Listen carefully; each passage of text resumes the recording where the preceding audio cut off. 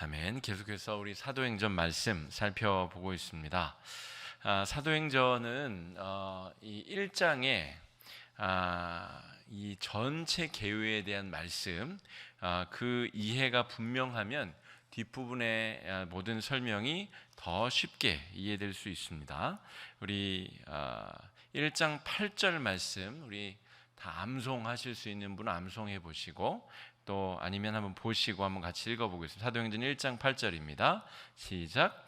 오직 성령이 너희에게 임하시면 너희가 권능을 받고 예루살렘과 온 유대와 사마리아와 땅끝까지 이르러 내 증인이 되리라 하시니라.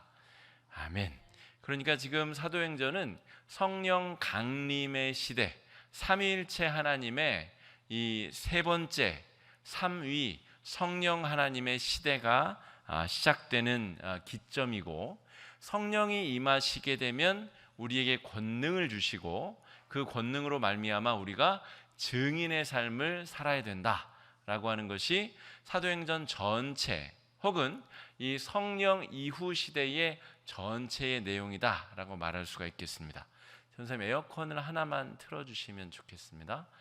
그래서 이 성령 시대의 내용, 우리가 어떤 존재인가, 여러분 잘 생각해 보시면 구약 성경 또 신약 성경에 이르기까지 끊임없이 우상 숭배에 대한 이야기가 나오는데, 우상 숭배와 하나님을 섬기는 것의 차이점이 아주 분명합니다.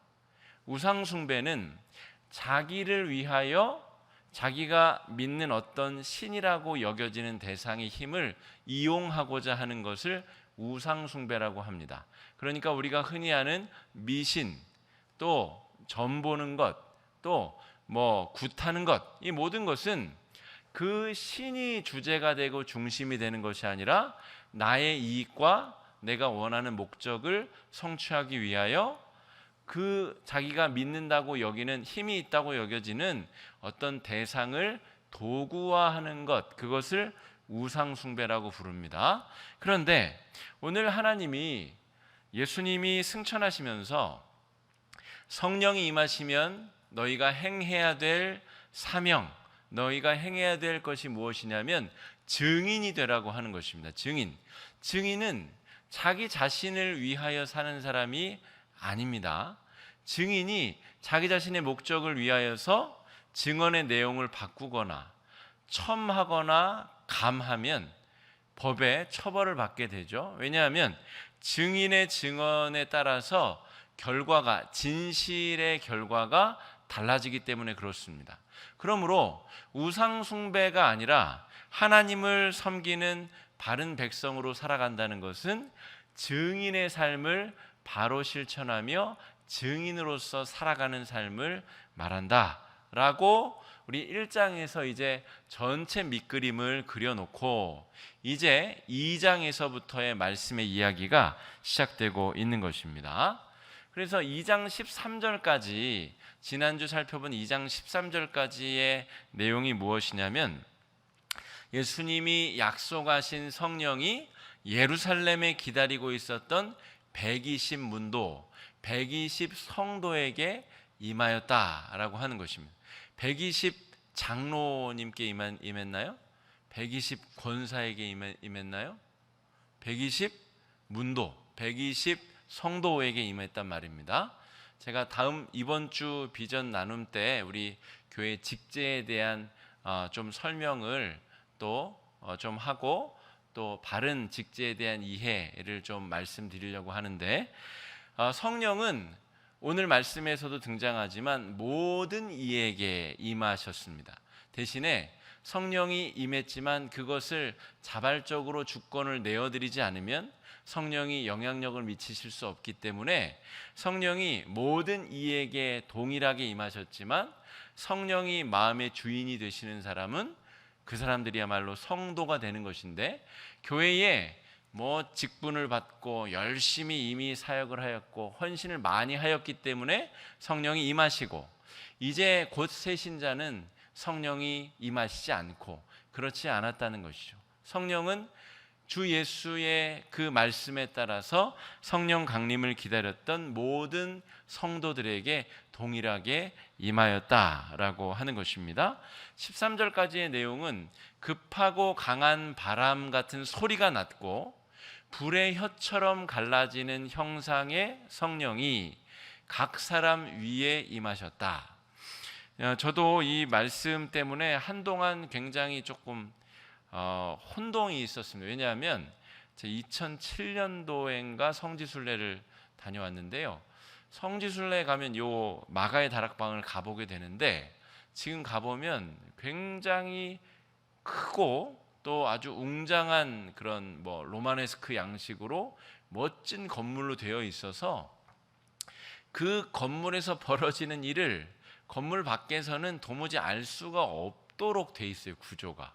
그러니까 이 건물에 대한 공부를 하지 않으면 급하고 강한 바람 같은 소리가 나고 성령이 불의 혀처럼 갈라지는 것이 그 밖에 있었던 온 흩어졌었던 디아스포라 유대인들이 지나가다가 그것을 볼 수가 없는 거죠. 그러니까 이 말씀이 와닿지가 않는 겁니다. 이해해도. 그런데 계속 공부를 하고 살펴보니까 그 건물이 지금 여러분 성지순례 가시면 보게 되는 이 마가의 다락방은 몇 차례 재건축되고 중건된 건물입니다. 그러니까 그 당시에 마가가 살던 시대의 마가의 다락방으로 착각할 수 있지만 그러면 안 된다는 것이죠. 그러니까 비잔틴 시대, 그러니까 콘스탄티누스 황제가 기독교를 공인한 이후에 그 1000여년간의 이 비잔틴 시대에 이미 여러 차례 건물이 중건되었고 그 이후에도 프란체스코 수도회에서 다시 건물을 또 지었고 지금의 이제 그 건물은 약 1333년경에 다시 지어진 그런 건물입니다. 그러니까 이미 그때는 성령이 임했었던 그 역사적인 장소에 대한 정말 감격과 감동에 이끌려 아주 웅장하게 건물을 지어놨기 때문에 성령이 급하고 바람 같은 강한 소리 또 불의 혀처럼 갈라지는 것이 그 외부를 지나던 유대인들이 같이 경험할 수가 없다는 것이죠. 그런데 이 당시는 아주 허름한 아주 부유한 가정이라 할지라도 그 지붕이 아주 견고한 벽돌로 지어졌다거나 하기보다는 그런 성령의 임재를 지나던 사람들이 주변에 있던 사람들이 경험하고 느낄 수 있을 만한 그런 상황이었다라고 볼 수가 있고요. 그리고 그 120문도가 각 나라의 언어대로 방언을 하는 것을 보고 그 지나던 사람들이 저들이 새 술에 취하였도다, 술에 취하였도다 이렇게 이야기를 했다는 것이죠. 그리고 오늘 우리가 읽은 이 14절에서 36절까지 이야기는 그 상황에 대한 베드로의 설명, 그리고 여기에 시편의 말 16편과 110편 또 요엘의 말씀이 인용되기 때문에 이것을 베드로의 설교다 이렇게 부릅니다. 말씀을 인용하여 말씀을 해석하며 그 사람들에게 가르쳤기 때문에. 그래서 우리가 다음 주에 살펴볼 우리 37절 이하의 말씀을 보면 이 베드로의 설교를 듣고 3,000명의 사람들이 회심하고 회개하고 변화되었다라고 기록에 등장하는 것이죠. 그래서 오늘 우리가 살펴볼 내용은 베드로의 설교의 내용을 다시 묵상하는 내용이 되겠습니다. 그런데 베드로가 처음에 이렇게 이야기합니다. 지금이 제3시라. 그러니까 유대인들의 시간은 이 3이라는 숫자에 6을 더해야 됩니다. 그래야 지금의 우리 개념의 시간이 맞습니다. 그러니까 제3시는 9시라는 것이죠. 그러니까 성령이 아침에 임했습니다. 그러니까 지금이 아침 9시인데 설마 술에 취했겠느냐? 술에 취해서 지금 저러는 것이겠느냐? 그것이 아니다 라고 하면서 너희가 십자가에 못 박아 죽인 그 예수가 과연 어떤 분이시냐 라는 이야기를 증언하기 시작합니다. 성령이 임하시면 무엇을 하라고 그랬죠? 증인이 되어라. 그래서 베드로는 철저하게 지금 예수님에 대한 이야기를 설명하고 오해를 풀어내고 있고 예수님이 어떤 분이신지를 증언해내고 있다는 것입니다. 그래서 여러분, 사도행전에 등장하는 사도들의 행적들은 다 증인의 행보가 등장합니다. 여기 사적으로 뭐 베드로가 뭘 했고 바울이 뭘 했고 베드로가 그 아내랑 어디 휴가를 가서 며칠 잘 지내고 하고 이런 얘기가 하나도 없어요. 다 그 사도들이 증인으로서의 사명을 어떻게 감당했느냐, 그 과정에 무슨 일이 있었느냐, 이것이 사도행전의 주제다라고 하는 것이죠. 여러분, 여기서 사람들이 성령 받은 사람들을 술에 취하였다라고 봤다는 것을 여러분 조금 주목해서 오늘 마음에 담고 가셔야 됩니다. 성령이 임한 사람들, 성령이 마음의 주인이 된 사람들은 이렇게 다른 사람들이 볼 때에 야, 좀 이상한데? 라고 보는 것이 마땅하다는 것이죠. 교회 다니는 사람들이 교회 다니지 않는 사람들과 똑같다, 교회 다니지 않는 사람들과 아무런 차이점을 발견할 수 없다, 그것이 마땅하고 좋은 것이 아니라 세상 사람들은 교회 다니는 사람들을 보고 저 이상하다라고 봐야 된다는 것이죠. 여러분, 그런 이야기를 자주 들으셔야 됩니다. 우리 봉사자들, 우리 교회의 대부분 다 한두 가지 봉사들을 잘 하시죠. 그런데 봉사자들 중에서 우리 교회 밖에 있는 사람들과 접촉하는 분들이 계셔요. 근데 그분들이 봉사할 때 제가 옆에서 잘 들어보면 칭찬을 많이 합니다.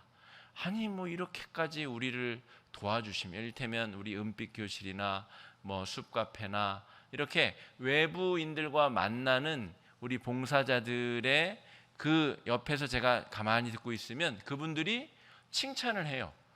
왜냐하면 교회에서 월급 받고 하는 것도 아닐 테고, 그런데 이렇게 열심히 섬겨주고 도와주고 봉사하고, 근데 그것도 그냥 형식적으로 하는 게 아니라 음식을 먹어보고 섬김을 받아보면 그 내용이 알맹이가 있고 진실하니까 그것이 이상한 거죠. 아니, 저 사람들은 도대체 무슨 기쁨이 있길래, 뭐가 어떻길래 저런 봉사를 저렇게 하는가? 여러분, 그것이 마땅하다는 거죠. 저 술 취했네 라고 여김을 받는 것이 자랑스러운 일이라는 것이죠. 그 사람들에게 아니요, 저 술 취한 게 아니라 성령이 제 안에 임하셨기 때문입니다 라는 이야기를 아주 자연스럽게 베드로가 지금 설교하고 있는 것입니다. 여러분, 이 패턴이 우리 신앙인들의 삶에 그대로 잘 적용되면 좋을 것 같습니다. 사람들이 우리한테 당신은 뭐가 이렇게 좋아서 맨날 웃고 다니시오? 감사할 일도 없을 것 같은데 맨날 교회 가서 봉사하고 감사하다 그러고 뭐가 그렇게 당신을 그렇게 이상하게 만들고 있어? 라는 이야기를 들을 때에 제 안에 성령이 임하셨습니다. 그리고 성령은 나사렛 예수의 십자가의 보혈을 늘 떠올리게 하시는 분이십니다. 그래서 나에게도 어려운 일이 있고 실망과 절망이 있지만 감사하고 찬송하며 저는 그렇게 지내는 것입니다. 베드로가 지금 한 일이 바로 그거 한 일입니다. 많은 사람들이 이상하게 여기자 여러분 진정하고 제 얘기 들어보십시오. 이 사람들이 지금 아침 9시부터 술에 취했겠소? 사람들이 막 깔깔깔깔 웃었겠죠. 그것이 아니고 우리에게 지금 아주 특별한 일이 벌어졌습니다. 우리도 전혀 예상치 못한 일이 벌어졌는데 열흘 전에 나사렛 예수, 부활하신 예수께서 하늘로 승천하시며 예루살렘에서 성령을 받으라 기다렸는데 그 일이 드디어 우리에게 벌어졌습니다.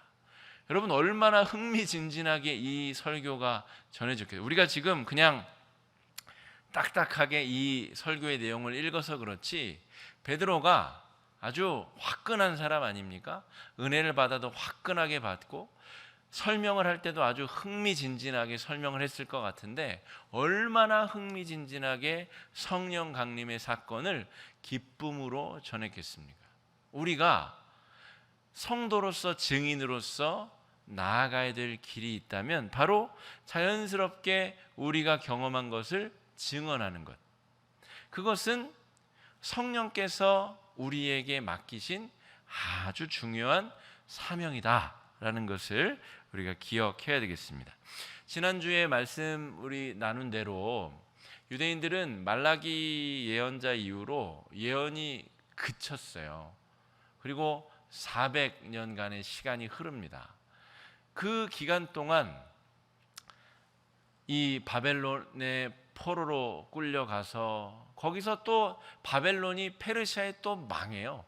그래서 페르시아에게 잡아먹힌 상태에서 이제 포로들이 귀환해 가지고 어렵사리 성전 다시 개보수하고 그다음에 성벽 쌓고 가까스로 식민지 치하에서의 유대 정체성을 찾기 위하여 아주 힘들고 어려운 시기를 갔습니다. 그때 그들이 해 나갔었던 운동이 뭐라고 말씀드렸냐면 이 회당 운동, 성전을 짓긴 하였으나 페르시아의 지배하에 있었던 유대인들이 신앙생활을 제대로 할 수가 있어요? 없어요? 없어요. 3대 명절을 지키러 성전에 와야 되는데 예루살렘에 살고 있는 소수의 사람들 이외에는 성전에서 제사 드릴 수 있는 사람이 없는 거죠. 그래서 흩어진 디아스포라들이 이렇게 교회 회당을 짓고 회당에서 제사를 소잡고 양잡고 할 수 없으니까 하나님의 말씀이 무엇이냐, 그 할아버지들이 기억하고 있는 말씀들을 더듬어내서 기록해서 옮겨서 그것을 우리가 왜 망했는지를 절대 잊지 말자라고 하면서 회당에서 말씀 강론하고 말씀 교육하고 그 운동이 거기서부터 시작되었다는 것이죠. 400년간 그들이 그래서 메시아를 기다립니다. 그러면서 지난주에 제가 이 그리스 헬라 문화를 통하여 언어가 다 통일이 됐다고 말씀드렸죠. 그리고 다시 그리스가 로마에 잡아먹히면서 로마의 이 팍스 로마나의 그 시대를 통하여 이 길이 정비가 되고 언어와 이 복음이 전해질 수 있는 길이 준비가 되는 즈음에 이제 예수님이 오시고 성령이 오시고 바울을 통하여 복음이 이 그리스 헬라 이 로마 전체까지 복음이 한 번에 전해지는 역사가 이루어지게 되는 것이죠. 그러므로 여러분 지금 400년간이나 이 메시아를 기다렸던 사람들이 베드로의 설교를 지금 듣고 있다고 한번 생각해 보십시오. 베드로의 설교를 듣고 많은 사람들이 회개를 하였다는 것이죠. 3,000이나 되는 사람들이 그 순간에 회개하고 돌아오게 되었다. 이 사람들이 놓친 게 뭐죠? 성자 예수님이 이 땅에 오셨는데 알아보지 못하고 십자가에 못 박은 것. 그런데 이미 성자 예수님은 지나가셨고 성령 하나님이 오셨다는 것. 근데 여러분 여기서 다시 우리가 삼위일체 하나님에 대한 삼위일체 신앙으로 다시 한번 짚고 넘어가야 됩니다. 제가 한 10번까지는 아니더라도 4-5번 강조해서 말씀드렸는데 우리 개신교, 우리 개혁된 신앙이 위대한 점은 건강한 삼위일체 신앙을 가진 제가 아는 한 거의 유일한 신앙입니다. 그렇기 때문에 이 개혁된 믿음이 중요한 것이죠. 그것이 아니라면 여러분 뭐 성당에 가셔도 좋고 뭐 어디 딴 데 가셔도 좋은데 그런 신앙을 믿을 수 있는 길이 우리 개혁교회 말고는 없기 때문입니다. 그런데 이 삼위일체 신앙이 얼렁뚱땅 그냥 만들어진 것이 아니에요. 그냥 예수님이 오셨으니까 예수님 추가, 그리고 성령님 오셨으니까 그 다음에 성령 추가. 그래서 그 뒤에 성령이 임하신 지 수백 수천 년이 지나서 그냥 머리 좋은 학자 몇 명이 모여가지고 아이고 이거 삼위일체구나, 삼위일체 신앙을 이제 만들자, 그렇게 해서 만들어진 것이 아니라는 것입니다. 지금 성부와 성자 예수님과 성령 하나님이 우리 가운데 오신 것이 태초부터 말씀 속에 기록되어져 있었고 끊임없이 약속의 말씀으로 우리에게 전해진 그 얘기를 지금 바울이 하고 있는 거예요. 오늘 2장의 14절부터 36절까지 이 베드로의 설교의 내용은 삼위일체 하나님이 우리에게 행하신 일에 대한 기록을 설교로 하고 있다는 것이죠. 먼저 이 베드로가 이렇게 똑똑한 사람이 아니거든요. 베드로가 평생 이 어부하던 사람이에요. 그런데 오늘 요엘서 2장 28절 이하에 성령 강림 예언의 말씀을 정확하게 인용하고 있어요. 그러니까 여러분 희망을 가지세요. 저도 머리가 굉장히 나쁜 사람이지만 하나님이 들어 사용하여 주셔서 말씀을 가르치고 전하는 목회자의 역할을 하고 있잖아요. 그러니까 여러분 나는 못해, 난 증인 그런 거 그걸 어떻게 해 그걸 라고 생각하시지 마시고, 오늘 베드로는 평생 갈릴리에서 어부질하던 사람이에요. 그런데 예수님 3년 따라다니고 나서 오늘 요엘서 2장 28절 이하에 성령 예언의 말씀을 꼭 집어 인용하여 사람들에게 설교하고 있다니까요. 그 뒤에 시편 16편, 시편 110편 말씀을 아주 정확하게 인용하여서 설교하고 있어요. 성령이 권능을 주신다는 것은 이 지적인 활동, 지적인 능력을 포함하는 것입니다. 성령께서 능력을 주시면 내가 나는 못해가 아니라 성령이 권능을 주시면 우리는 아주 놀라운 일, 내가 예상치도 기대치도 못한 일도 할 수 있다라고 하는 것이죠. 그래서 오늘 베드로가 놀랍게 삼위일체 신앙을 설명하고 있어요. 자, 요엘서 2장 28절 여러분 좀 찾아 보실 수 있으면 찾으시고, 구약 성경 뒤쪽에 12 소선지서 중에 요엘서 2장 28절부터 30절까지 말씀이 오늘 베드로가 지금 인용하고 있는 말씀입니다. 2장 17절 이하의 말씀이 그거죠. 제가 읽어드릴게요. 그 후에 내가 내 영을 만민에게 부어주리니 너희 자녀들이 장래일을 말할 것이며 너희 늙은이는 꿈을 꾸며 너희 젊은이는 이상을 볼 것이며 그때 내가 또 내 영을 남종과 여종에게 부어줄 것이며 내가 이적을 하늘과 땅에 베풀리니 곧 피와 불과 연기 기둥이라. 아멘. 여러분이 만약에 내가 성령 받았어 라고 옆에 순이 엄마 철이 아빠한테 이야기하면 못 알아들을 거예요. 그죠? 성령이 뭔데? 라고 이야기를 하겠죠. 그런데 베드로가 지금 요엘서를 인용할 정도면 모든 이 유대인들은 이 성령 강림에 대한 약속을 알고 있어요? 모르고 있어요? 줄줄줄 토시 하나 틀리지 않고 외우고 있다는 거예요. 왜냐하면 400년 동안 기다렸거든요.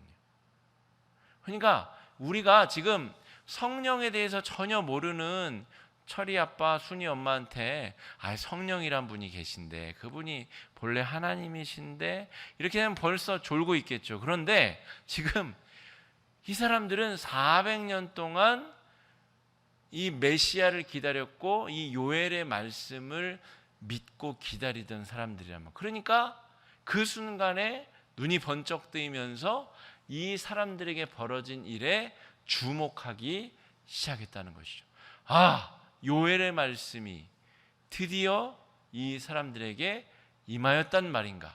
왜냐하면 성령이 지금 급하고 바람 같은 소리로 막 그냥 돌풍, 광풍 같은 소리가 확 불어서 모든 주변에 있던 유대인들이 주의가 환기됐죠. 그 다음에 불의 혀처럼 갈라지는 성령의 임재가 각 사람 위에 임하는 것이 보였죠. 그러니까 지금 아주 놀랍게 모든 이곳에 있는 유대인들의 이목이 집중되었고요. 그들이 방언이 터져서 큰 소리로 기도를 하는데 각 나라의 언어대로 방언을 했다는 것입니다.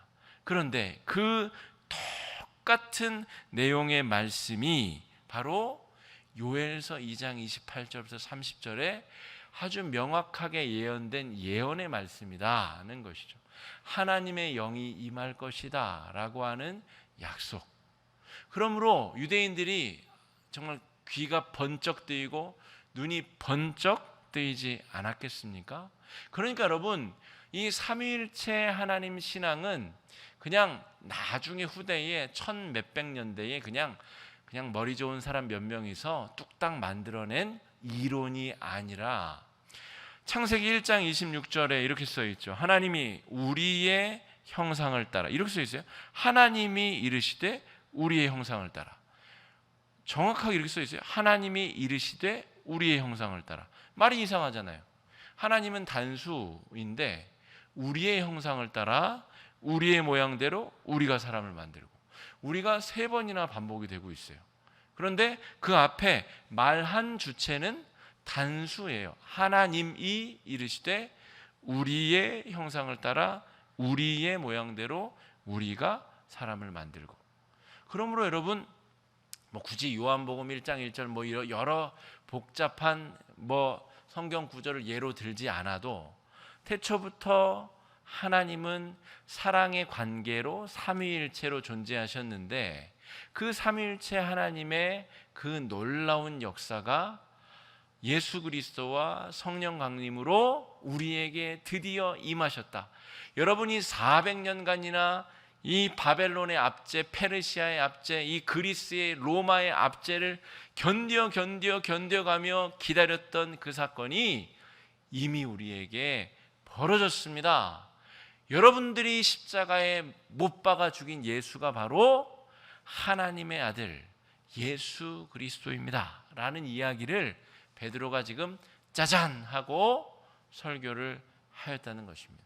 그 자리에서 3,000명이 회개하고 복음을 믿게 되었다는 것이죠.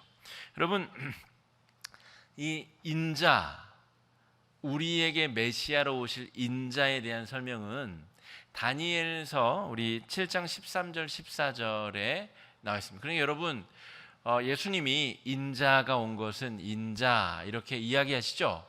그 인자는 그냥 사람의 아들이란 뜻인데, 그냥 나는 사람의 아들인데 이런 그냥 일반적인 표현이 아니라 예수님이 말씀하신 인자라는 표현은 반드시 다니엘서 7장 13절 14절을 염두에 둔 인자여야 됩니다. 예수님도 그렇게 표현하셨고, 그렇게 이해하지 못하면 복음서에 예수님이 자신을 인자라고 하는 표현을 절반도 아무 뜻도 이해를 못한 거예요.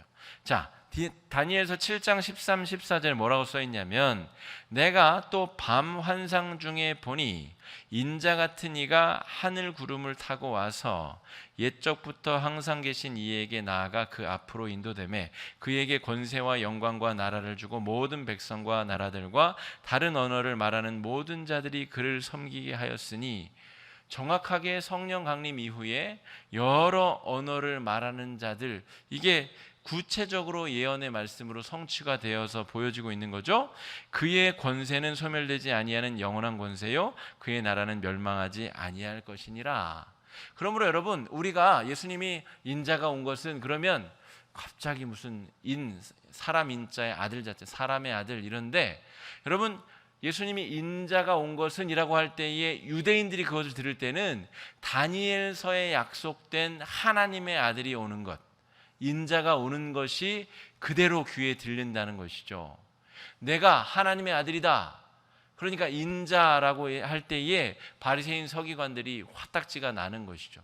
네가 뭔데 하나님의 아들이냐, 이렇게 이해를 했다는 것입니다. 그러므로 여러분, 제가 지금 설명드리는 것은 삼위일체 신앙이 얼마나 중요한가, 그것이 무너지면 정말 중요한 이 신앙일 수가 없는 거죠. 그것이 무너지면 신앙이 아니라 그것은 그냥 우상 숭배이거나 엉뚱한 다른 왜곡된 신앙인 것입니다.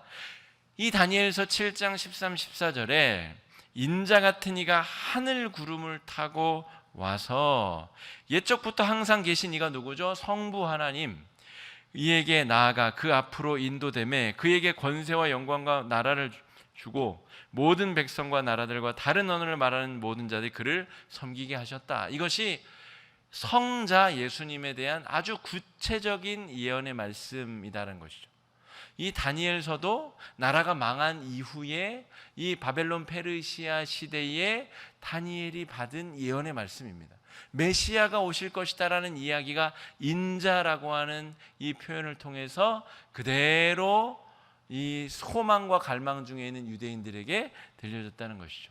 그러므로 지금 베드로가 하고 있는 설교는 그 인자가 바로 너희가 십자가에 달아 죽인 나사렛 사람 예수 그리스도시다 라고 하는 이야기를 하고 있는 것이고요. 그분이 지금 승천하셨고 성령이 우리에게 임하셨다. 술 취한 것이 아니다 라고 하는 이야기를 하는 것입니다. 그러니까 여러분, 이 2장의 베드로의 설교는 굉장히 중요한 의미를, 그냥 읽으면 그냥 잘 모르겠을 수도 있는데 그 의미와 인용된 구절들을 잘 살펴보면 정확하게 삼위일체 하나님의 그 운행과 역사와 인도하심의 과정이 아주 정확하게 묘사되어 있다라고 하는 것이죠. 그러면 뒤쪽에 인용되고 있는 다윗의 이야기를 좀 살펴볼 필요가 있습니다. 여기서 왜 베드로가 다윗을 인용하느냐, 다윗의 시를 인용하느냐, 이게 중요한데요. 여러분, 이 예루살렘에는 나중에 언제 가게 될지 모르지만 저랑 성지를 한번 가실 수 있으면, 더 연세 드시기 전에 우리 어르신들 한번 또 가실 수 있으면 좋겠습니다. 예루살렘에 가면 산이 3개가 있어요. 이 성전산이라고, 지금 이제 황금돔이 있는 거기에 이제 솔로몬 성전, 헤롯 성전이 있었던 그 성전산, 그리고 이 골짜기를 건너가면 감람산이 있죠. 예수님이 이 기도하셨고 예수님이 붙잡히신 그리고 승천하신 감람산이 있고, 이 성전산 남서쪽으로 시온산이 있어요. 이게 오늘 이 성령 강림이 이루어진 그 산이 시온산이에요. 그리고 시온산의 주인이 다윗이에요. 다윗이 여부스 족속을 물리치고 시온산을 차지했기 때문에 나중에 다 나라가 멸망한 다음에 다윗의 시체, 다윗의 무덤을 발견할 수가 없게 되었어요. 그래서 사람들이 이 시온산이 그냥 다윗이 묻혀 있는 데라고 치자라고 수천 년간 그렇게 생각하고 지낸 거예요. 그래서 시온산 하면 사람들이, 유대인들은 다윗의 무덤이 있는 다윗의 산, 이렇게 생각하는 거죠. 그런데 오늘 성령이 지금 어디에 임하셨다고요? 시온산에. 그리고 지금은 가면 1층이 다윗의 가묘, 가짜묘, 2층이 마가의 다락방입니다. 그러니까 근데 그 당시에는 이 마가의 다락방에 성령이 임할 때에는 그 집 1층이 다윗의 가묘는 아니었겠죠. 그런데 그 시온산 그 집 몇 채 되는 그 안에 다윗의 가묘가 있었고 지금 이 마가의 집이 있었던 겁니다. 그런데 지금 가면 1층은 다윗의 가묘, 2층이 다윗의 이 마가의 성령 강림 다락방이에요. 그런데 이것이 왜 중요하냐면 다윗이 끊임없이 성자 예수님에 대한 찬가를 불렀거든요. 그게 시편 116편, 시편 16편, 또 여러 시편에 등장합니다. 그러니까 이 다윗이 유대인들에게 있어서는 최고의 왕인데, 그 왕이 다시 후대에 내 자식 저 후대의 자식이긴 하지만 그 자식으로 오시는 메시아, 그 메시아가 위기에 빠진 이 민족을 구원할 것이다 라고 하는 예언의 말씀을 시편에 남겼다는 것이죠. 그게 시편 110편의 내용입니다. 제가 나중에 집에 가서 읽어보시고 제가 읽어드리겠습니다. 여호와께서 내 주에게 말씀하시기를 내가 내 원수들로 내 발판이 되게 하기까지 너는 내 오른쪽에 앉아있으라 하셨도다. 이게 무슨 말이냐면요, 성부 하나님이 성자 예수님에게 원수를 진멸할 권세를 주시고 모든 하늘의 영광을 다 주셨는데 그 하나님의 아들, 그 영광스러운 분이 정말 영광스럽게도 내 핏줄에서 나시게 되었다. 그 메시아를 칭송하고 찬송하는 내용이 시편 110편의 내용입니다. 그러므로 지금 베드로가 시편 110편을 인용하여서 다윗이 왜 그랬을까? 다윗이 왜 그랬을까?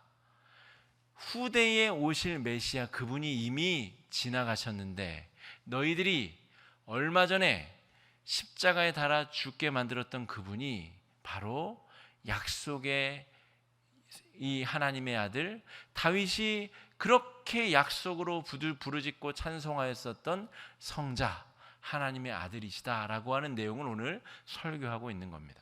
그런데 오늘 다윗의 가묘가 있었기 때문에 이 시온 산 성에도 3,000이나 되는 사람들이 모여 있었던 거예요. 그곳에 성령이 임하셨고 성령 강림에 있었던 곳에서 베드로가 설교했기 때문에 그 즉시로 3,000의 사람들이 회개하고 복음을 믿게 된 것이죠. 그리고 다윗의 가묘, 가짜묘가 있다 그랬죠. 다윗의 가묘가 있는 그 시온 산 성에서 하나님의 아들이신 다윗의 자손인 예수 그리스도는 무덤이 있어요, 없어요? 무덤이 없죠.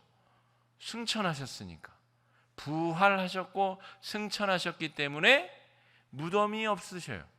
그러니까 무덤이 있는 다윗의 자손으로 하나님의 아들이 오셨는데 그분은 승천하셔서 무덤도 없으실 뿐만이 아니라 그분이 예루살렘에서 기다리라 하신 성령이 바로 방금 전에, 바로 이 아침에 성령으로 우리에게 임하셨다.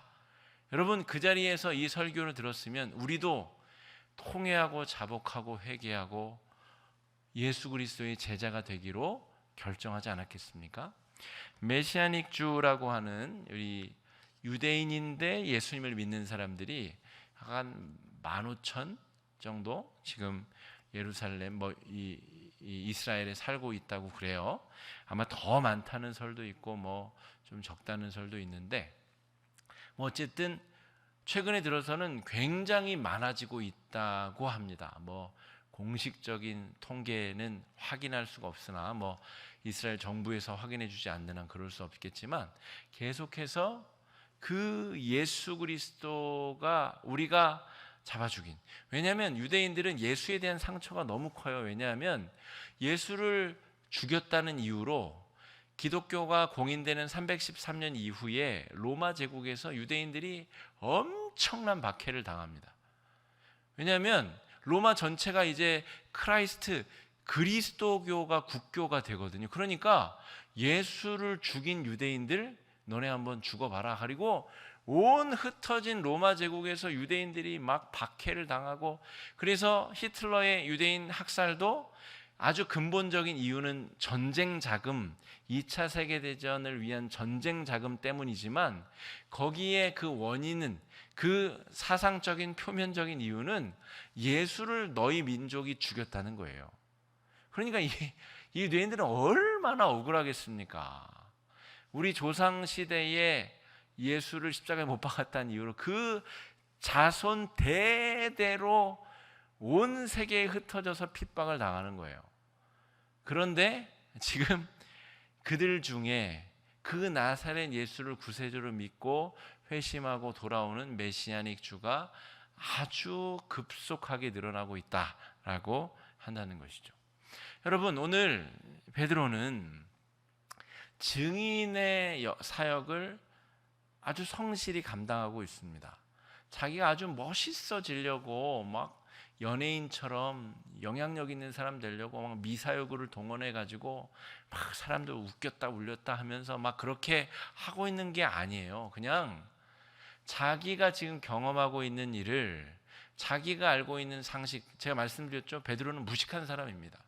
무식한 사람임에도 불구하고 유대인이기 때문에 기억하고 있는 말씀, 유대인이기 때문에 자기가 알고 있는 상식, 또 성령이 담력을 주시고 성령이 깨닫게 해주시고 지혜를 주셔서 그 말씀을 가지고 증인의 역할을 감당하고 있다는 것이죠. 여러분, 우리가 하나님의 자녀, 하나님의 백성, 성령의 임재를 경험한 사람들로서 우리가 마땅히 해야 될 일도 바로 오늘 베드로가 한 이 똑같은 일이라는 것을 기억하시고 오늘 주회전에서 내려가시면 좋겠습니다. 그것이 우리가 할 수 있는 일이고 해야 될 일입니다. 아주 대단한 것을 하는 것이 아니라 내가 겪은 것, 내가 아는 것, 내게 능력 주시는 성령에 힘입어서 우리가 우리의 입을 열어 담대하게 우리가 해야 될 말을 증인으로서 하는 것, 그것이 우리에게 오늘 주신 하나님의 귀한 사명임을 기억하시고 또 내일부터 또 주일이 오기까지 또 힘차게 살아내셔야 되는데 증인으로서의 사명을 권능 주시는 성령 안에서 능히 감당하실 수 있기를 간절히 축복합니다. 이 시간에 말씀 의지해서 함께 기도하시겠습니다.